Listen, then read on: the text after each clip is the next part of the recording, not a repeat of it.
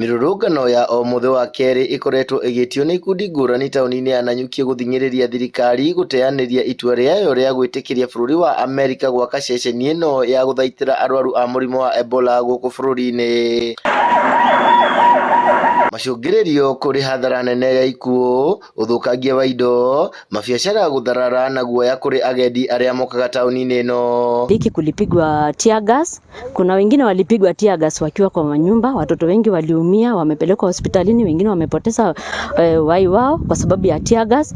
Tunaongea mambo ya Ebola ambayo tunasikia iko DRC, tunasikia kuna quarantine ambayo inajengwa hapa, lakini sisi already kuna watu watatu ambao wameuawa, wamekufa na si Ebola imewaua, wamekuja kwa sababu ya hiyo protest ambayo inafanywa. Gikundi giki kia Laikipia North Peace Ambassadors kiuritie aikaria Nanyuki gwetha njira ingi cia gwethera thina uyu kihonia. Kuna watu sasa tunaona ni kama wamechukua hiyo advantage ya kuchukua hiyo advantage.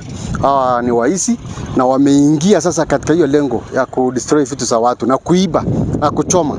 Sasa ona sasa ile mambo imefanyika jana. Wangapi sasa wamekufa jana watu?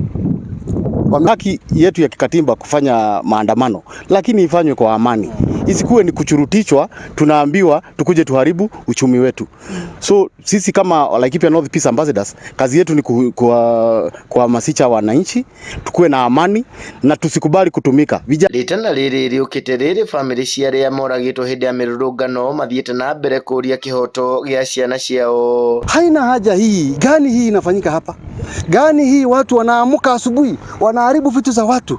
By the name wana demonstrate maneno ya quarantine ya Ebola. Wanafanya mahasi mengi. Hii maneno kwetu hatutaki. So, mimi ninaomba tuweze kusuluhisha hii maandamano kwa amani na tusiwe watu wa kuharibu vitu za watu, kwa sababu mwenye unaenda kumharibia vitu si yeye ndio alihusisha kenye inaendelea.